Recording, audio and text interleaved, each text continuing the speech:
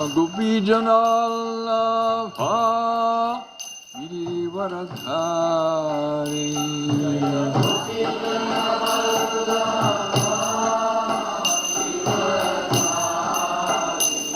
Yashodanandana Brajajanaranjana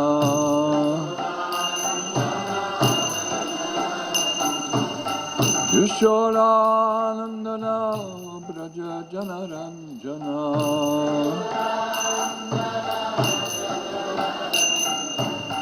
Yamnatira Vanachari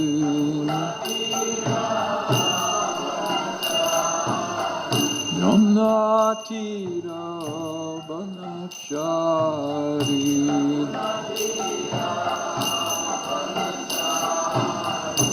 Jaya Radha Madhava Kunja Vihari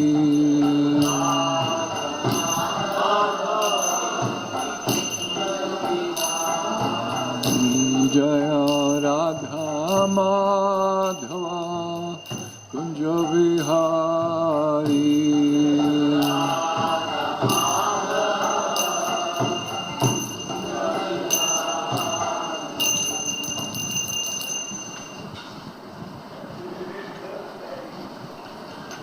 Om Namo Bhagavate Vasudevaya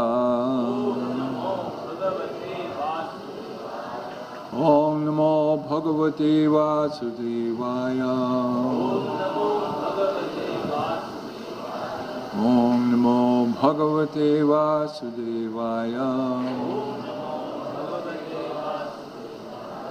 Narayanam Namaskritya Narang Chaiva Narottamam Deving Sarasating Vyasam Ito Jayamudiraet Nashtapraishva Bhadreshu Nityam Bhagavata Sevaya Bhagavatyuttama Shloke Bhaktir Bhavati Naishtaki Om Jnanatimirandhasya Jnananjana Shalakaya Chakshunam Nityam Jena Tasmai Shri Gurave Namaha Shri Chaitanya Manobhishtam Sthapitam Jena Bhutale Swayam Rupakada Mahyam Dadati Sadantikam Vande Aham Shri Guru Shri Jutapada Kamalang Shri Gurun Vaishnavangscha Shri Rupang Sagrajatam Sahagana Raghunathanvitam Tam Sajivang Sadvaitam Savadhutam Purajana Sahitam Krishna Chaitanya Devam Shri Radha Krishna Padan Sahagana Lalita Shri Vishakhan Mitangscha He Krishna Karuna Sindho Dinabandho Jagatpate Gopesha Gopika Kanta Radha Kanta Namostate Tapta Kanchana Gaurangi Radhe Vrindavaneshwari Vrishabhanu Sute Devi Pranamami Huripriye Vansha Kalpatarubhyashta Kripa Sindhubhye Vachapatitanam Pavanebhyo Vaishnavebhyo Namo Namaha Sri Krishna Chaitanya Prabhu Nityananda Shri Advaita Gadadhar Shivasadi Gaur Bhaktivinoda Hare Krishna Krishna Krishna Hare Hare Hare Rama Rama Rama Hare Hare. Today's verse is Canto 1, Chapter 18, text number 5. Tavat kalir na prabhavet Tavat kalir na prabhavet Pravishto api iha apiha sarvata Pravishto piha sarvata yavat isho mahan urvyam yavadisho mahan urvyam abhimanyava ekarat abhimanyava ekarat tavat kalir na prabhavet pravishto piha sarvata yavadisho mahanurvyam abhimanyava ekarat tavat kalir na prabhavet pravishto piha sarvata yavadisho mahanurvyam abhimanyava ekarat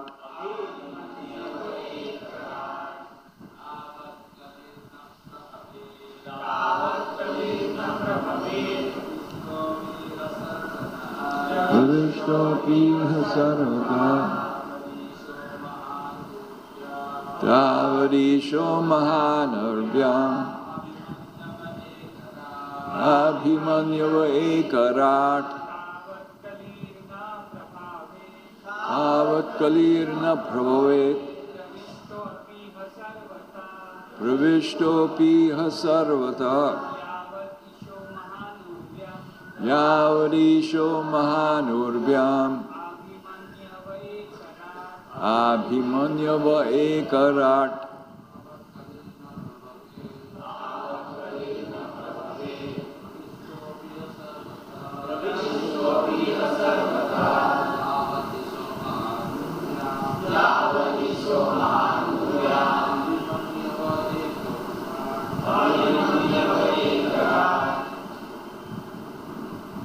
Ladies?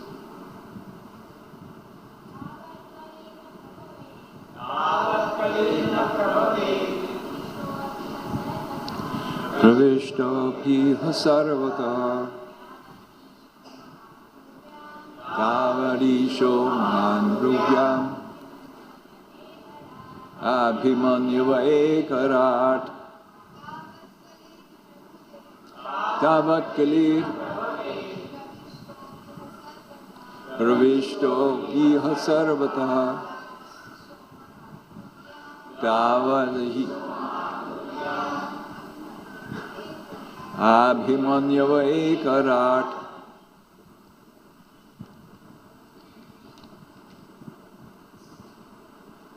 Tavat, so long, Kali, the personality of Kali,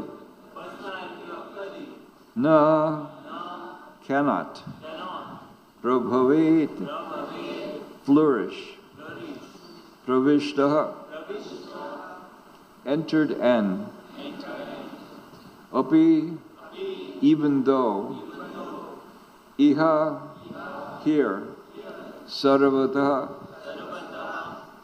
everywhere, yavat, as long as, Isha, the Lord, Mahan, great, Urvyam, powerful, Abhimanyu, the son of Abhimanyu, Ekarat, the one emperor. Translation by His Divine Grace Srila Prabhupada. As long as the great, powerful son of Abhimanyu remains the emperor of the world, there is no chance that the personality of Kali will flourish. Purport. As we have already explained, the personality of Kali had entered the jurisdiction of this earth long ago. And he was looking for an opportunity to spread his influence all over the world. But he could not do so satisfactorily due to the presence of Maharaj Parikshit. That is the way of good government. The disturbing elements, like the personality of Kali, will always try to extend their nefarious activities, but it is the duty of the able state to check them by all means. Although Maharaj Parikshit allotted places for the personality of Kali, at the same time, he gave no chance for the citizens to be swayed by the personality of Kali. Hare Krishna.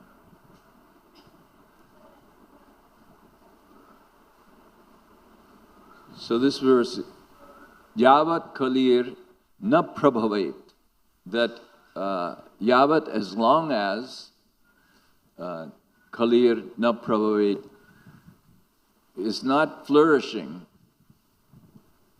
This is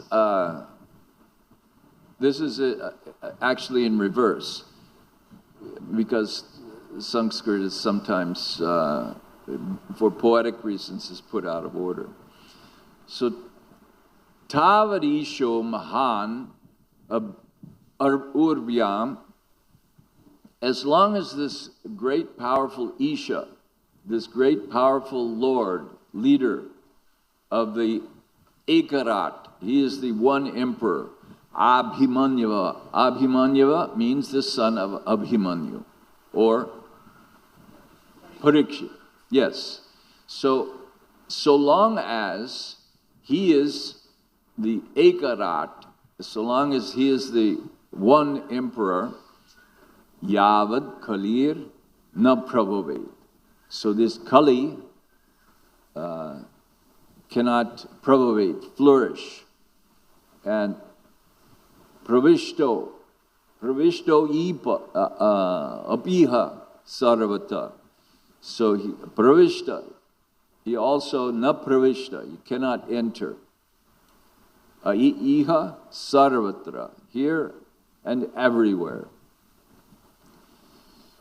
So this is the, Prabhupada explains in the purport, this is the position of the good government, that Parikshit Maharaj was the great king, powerful, and he represents good government. So that's the time when Kali cannot enter.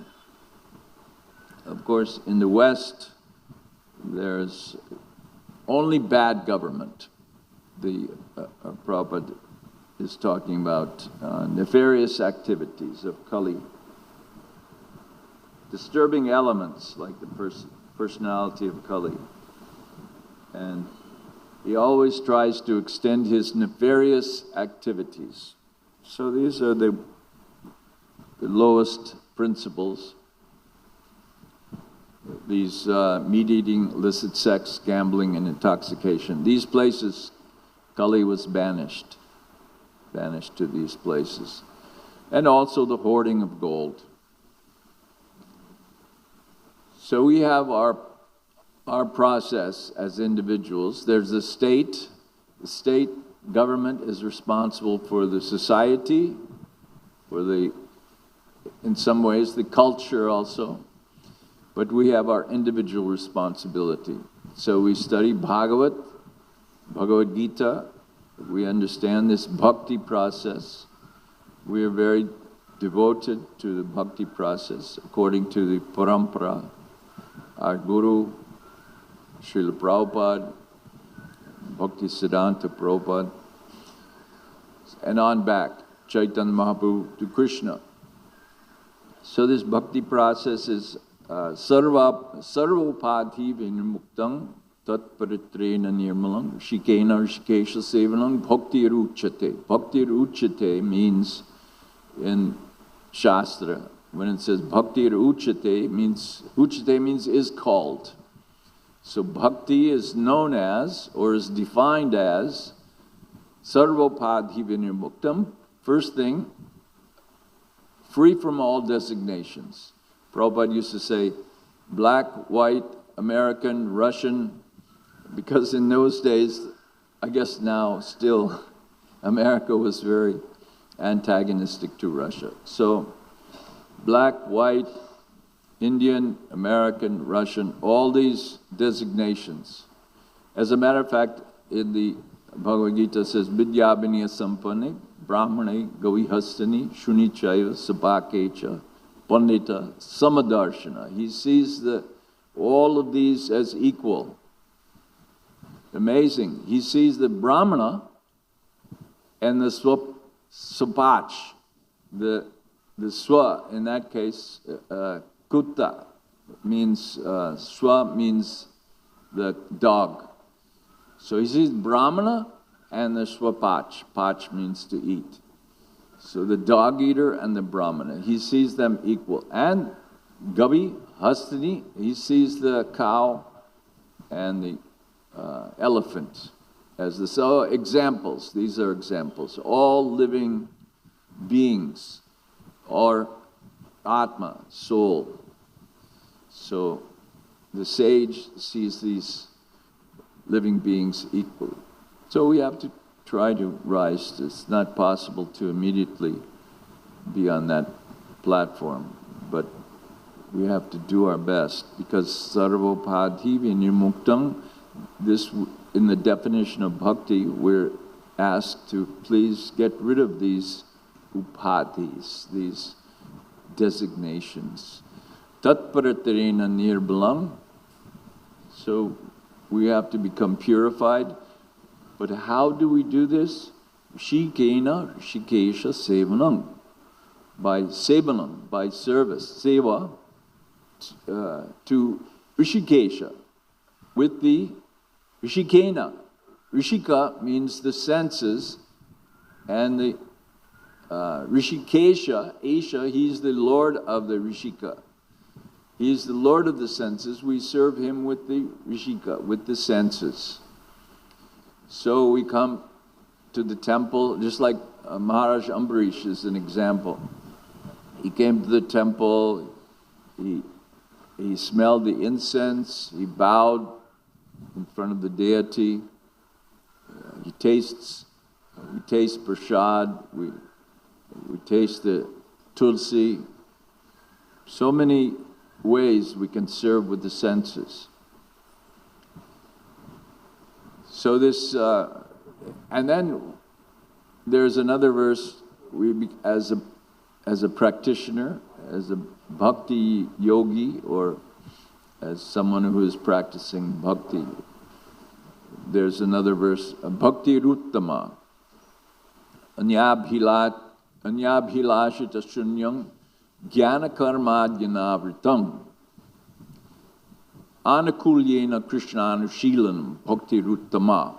So uttama means this is the highest level of bhakti. Anakulyena krishnanushilanam. It means being completely absorbed in Krishna. Krishna parayana. Krishna says in Bhagavad Gita, mat parayana, being completely absorbed in me. Krishna parayana. So anakulyena krishnanushilanam. The verse starts, anyabhilashita shunyam. So anya, the devotee is not distracted by anything else. This is uttama bhakti. Of course, this is our goal. We're not saying that we can immediately achieve this goal, but not distracted by anything else, and jnana karma jnanavritam, not under the sway. Avrita means, you can say under the influence of jnana, karma, adi, jnana, karma, jnanavritam. So not under the influence of these things, jnana, karma. So there's so many jnana, there's so many things to learn in the world. Naturally we are curious. The scientists, one of the things scientists like to say is that we're just curious. It's natural to be curious. So what is the harm? We are looking. We are just curious. So jnana, they want jnana. Then of course, jnana, a higher form of jnana is the impersonalist. We say Mayavadi or the Brahmavadi, the one who is pursuing the Brahma Jyoti, Krishna's effulgence. But this jnani, the so-called jnani, in the scientists who are pursuing knowledge, their knowledge is maya aparita jnana. Maya means by maya, aparita jnana. Aparita means stolen, taken. Jnana. Their jnana is taken by maya. So they are curious, they're looking everywhere. Biologists are searching in life, the cosmologists are searching in the space. So everywhere they're searching, they're looking to satisfy their curiosity. But they reject, generally, this science and scientific method does not pursue the soul or the Atma, Paramatma, or Bhagavan. They're not interested in this because they feel that they cannot see the soul. So they have to find out only the thing they can see based on their curiosity. Then they say that they have the most accurate description of physical nature. So this is their position. That we have observed as much as we can, and we have the most accurate description of physical nature. But they have no values. Values are absent. So based on science comes technology. There's no values. Technology can be used for anything. It can be used for atomic bombs. It can be used for machinery that can plow whole forests. I've seen on the internet these huge machines. They can go into a forest, taking down trees, one after another, whole trees. And then they strip all of the branches and use the trees for whatever they use. So this is asuric, this is demonic civilization. The whole Western civilization is like this. So good government should not allow this kind of civilization to continue. Here in Maharaj Parikit's time, Kali was just entering in these places, these small areas. But in the modern age, the big aspect, of course, there's meat eating, illicit sex, gambling, intoxication. But one huge aspect of the modern world, now in India also, this global culture, globalization has entered. One aspect, or the major aspect, is destruction of nature. So how can we destroy nature? This is Krishna's nature, belongs to Krishna. Ishavasyam idang sarvam yat kincha jagatyang jagat tena tiktena bunjitha magridakasya suddhanam.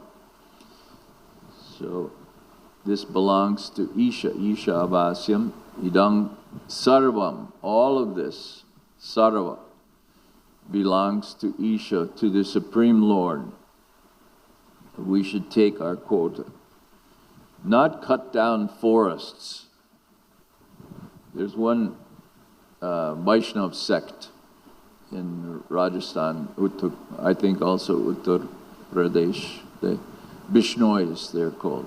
So their guru, many hundreds of years ago, he said, do not cut the green trees. So only dead wood you can use. So this is Vaishnava theme. The trees are so important in Vaishnava culture.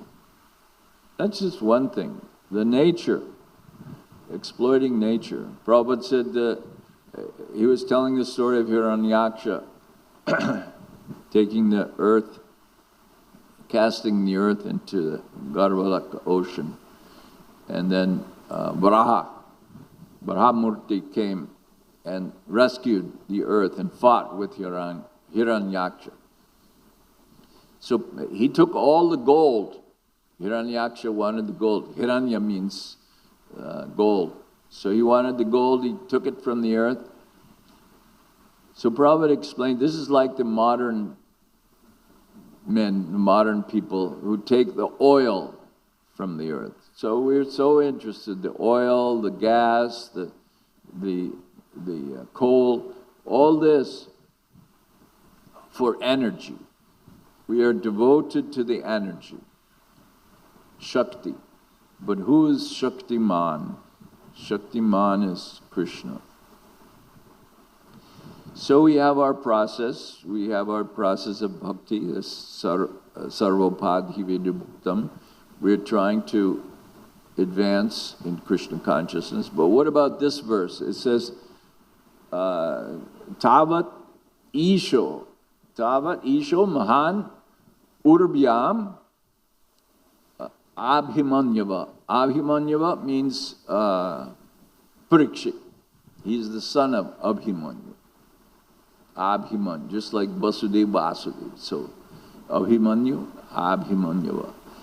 So Parikshit Maharaj, Ekarat, so long as he was in power, then these various heinous, Prabhupada says nefarious, heinous, horrible activities could not enter. Pravishta. But today, what about today? We don't have such government. This government doesn't exist. Does that mean we should overthrow the government? Does that mean no.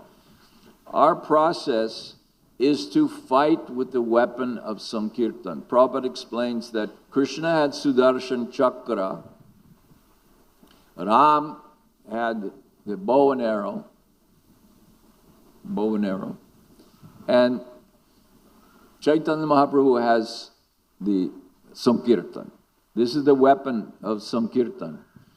So, this is very interesting. We learn, first of all, in bhakti, we learn some advice. This sarvopadhi vinirmuktam. This is advice about how to progress in bhakti. Adau shraddha, tatak sadhu sangha, bhajana kriya. So we get these advices, these instructions, how to progress. But in Sankirtan, we get a description about Sankirtan, and the very highest, going from Cheto Darpanamajanam up to Ashlishyava Padaratang, this very high level of Sankirtan, how we should execute Sankirtan, more or less on an individual basis, like bhakti. But we also get from the acharyas something else in relation to Sankirtan. Mahaprabhu, and that's strategy, how to spread the Sankirtan movement. Excuse me. In Chaitanya Bhagavat, there's this verse, Prithivite ache joto nagaradigram. So in Nagaradigram, in every town and village, this Sankirtan movement will be spread. Sarvatra means everywhere. Prachar. Sarvatra prachar. So prachar means to spread. Everyone, I think, in Hindi also, prachar. So this is Bengali language. So prachar, sarvatra prachar, in every place. Nagaradi gram. So the nagar, the city, and gram, the village. So in every place, this Sankirtan movement will be spread. Hoibe More Nam. So how to do this? Now we have to have strategy. In the time of Srinivas Thakur, he went to Birham Bir. There was a king in, I forget, Midnapur, someplace. So Birham Bir was a king. So Srinivas Acharya convinced him, you become Bhagavat devotee, become Krishna Bhakta. And in this way, he convinced him to rule his kingdom. And in that way, he wanted all the citizens to chant Hare Krishna mantra, Hare Krishna, Krishna Krishna, Hare Hare, Hare Ram, Ram Ram, Hare Hare. So he encouraged all citizens to chant Hare Krishna Mahamantra and follow Ekadashi. So this was his proposal for all of his citizens. Also, the followers of Narottam Thakur, they went to Manipur. And in Manipur, this is, what is it, Bhagyachand? Something like this. Bhagyachand, the king. He was convinced also. So he instituted temples in every village. And this Ras Leela dance, many are familiar with the type of Manipur dancing, Ras Leela. So many Chaitanya Bhaktas in Manipur. So this was the influence of Narottam Thakur's disciples and his Bhagyachan. But we have no such ruler today. And we can't depend that, oh, I'll sit here and practice bhakti, anyabhilashita shunyam, try to reach uttama bhakti, and wait for the ruler to come, like Parikshit Maharaj. This ruler is not coming. We have to go out, as we learned from our parampara, and spread the Sankirtan movement, using this weapon of Sankirtan. We say weapon of Sankirtan, but this is just holy names of Krishna and Krishna's Leela, Krishna's culture. And we learn just from the beginning, Chaitanya Mahaprabhu. Of course, this is what I'm going to say now is a little controversial, but some devotees like to think of Chaitanya Mahaprabhu as only in ecstasy, that he doesn't get involved in mundane affairs. But Chaitanya Mahaprabhu sent Rup Sanatan, Rupa Goswami, Sanatan Goswami, he sent them to Vrindavan to excavate the temples, to reestablish the temples, and which they did. But who better to send to Vrindavan to do this than Rupa Goswami and Sanatan Goswami? He didn't tell any of his other associates to do this. He sent Dayananda Prabhu to Bengal to preach in Bengal. Of course, he was perfect, and all of the descendants of Dayananda Prabhu, they preached. So why didn't he send Nityananda Prabhu to Vrindavan? Rupa Goswami were perfect because they knew Persian, they knew that they had worked with the Muslim government in Bengal. And Vrindavan is right next to Agra. Agra was the capital, not Delhi. Agra at that time was the capital of the Mughals. And at that time, the Mughals, they passed a law. You cannot use the red sandstone for temples. You can only use it for palaces, for kings, and for masjid, mosques. So that's the only use of red sandstone. So Rup, Sanatan, they sent their disciples to the court of Akbar And they got permission to use these stones. So who else could have done such a thing? Get permission to use these stones to build the mandirs. You can go to Govardhan Eco Village and you can see the beautiful mandir in red stone. So in Vrindavan, who else could have done this? Rupa and Sanatan. They were the best candidates, and Mahaprabhu sent them. So some people say it's a little blasphemous to call Mahaprabhu a strategist, somebody who thinks about how to spread the Sankirtan movement. He's in ecstasy. And I tell you that these are some great devotees who say this. I'm in awe of these great devotees. But I feel from my study that Mahaprabhu was also a strategist, and he set the example. How can there be a great acharya without a strategy for prachar? Who is it? Shankaracharya. Shankaracharya, he established 4 mutts in India. So what a strategy. At that time especially, everyone went on pilgrimage. Everyone had to go to one of these 4 places. So what a strategy, Shankaracharya. So to spread this Mayavad philosophy, to spread Advaita Bad, he established it. What a strategy. He's a strategist. So to say that Chaitanya Mahaprabhu, this was beneath him, I think that's, again, it's my opinion, that this is, and others, that no, Mahaprabhu is setting the example for his followers.